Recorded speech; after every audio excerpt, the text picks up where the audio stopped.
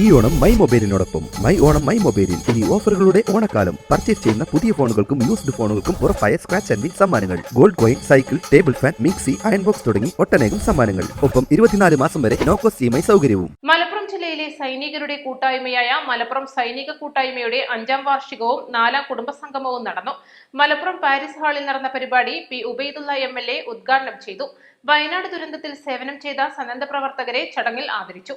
വലിയ രീതിയിൽ സംഭാവന ചെയ്തിട്ടുള്ള സൈനിക വിഭാഗം ജനങ്ങൾക്കിടയിൽ ഐക്യവും സൗഹൃദവും സാഹോദര്യവും ഊട്ടി വളർത്തുന്നതിൽ വലിയ പങ്കാണ് വഹിച്ചുകൊണ്ടിരിക്കുന്നത്.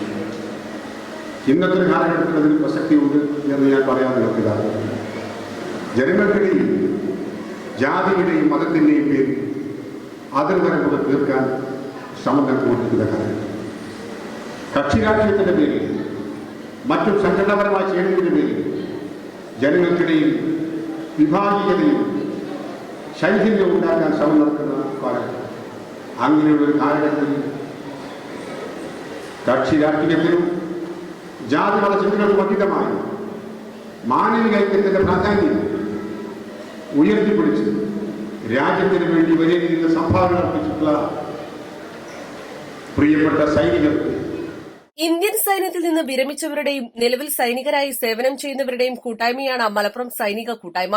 രാജ്യസേവനത്തിന് ശേഷവും സജീവമായി കർമ്മനിരതരാകുന്ന ഈ സംഘം നിരവധി ജീവകാരുണ്യ സേവന പ്രവർത്തനങ്ങളിലും സജീവമാണ്. വയനാട് ദുരന്തത്തിലും മറ്റു ജീവകാരുണ്യ രക്ഷാ പ്രവർത്തനങ്ങളിലും നിസ്വാർത്ഥ സേവനം വഹിച്ച സംഘടനകളെ ചടങ്ങിൽ ആദരിച്ചു. താലൂക്ക് ദുരന്ത നിവാരണ സേനയ്ക്ക് വേണ്ടി പ്രദീപ് പാമ്പലത്ത, ഉമറലി ഷിഹാബ്, മഠത്തിൽ അബ്ദുൽ അസീസ് എന്നിവരുടെ നേതൃത്വത്തിലുള്ള വോളണ്ടിയർമാരും, ട്രോമ കെയറിന് വേണ്ടി അബ്ദുൽ മജീദിന്റെ നേതൃത്വത്തിലുള്ള വോളണ്ടിയർമാരും, ബ്ലഡ് ഡൊണേഷൻ കേരളയ്ക്ക് വേണ്ടി അഫ്സൽ തലപ്പാറയുടെ നേതൃത്വത്തിലുള്ള പ്രവർത്തകരും, KL 10 ഓഫ് റോഡ് ക്ലബിന് വേണ്ടി മാലിക് സാദ് ഉൾപ്പെടെയുള്ളവരും, മലപ്പുറം ഡിവിഷൻ സിവിൽ ഡിഫൻസിന് വേണ്ടി അനൂപിന്റെ നേതൃത്വത്തിലുള്ള വോളണ്ടിയർമാരും സൈനിക കൂട്ടായ്മയുടെ ഉപഹാരവും പ്രശംസാപത്രവും ഏറ്റുവാങ്ങി. മലപ്പുറം സൈനിക കൂട്ടായ്മയുടെ മുഖ്യമായും TDRFിന്റെ സൈനിക കൂട്ടായ്മ ആദരവ് സർട്ടിഫിക്കറ്റ് നൽകി ആദരിക്കുന്നു. അതോടൊപ്പം തന്നെ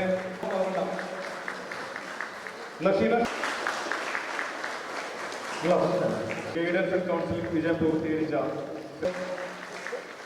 സ്റ്റേജിലുള്ള ആളുകൾ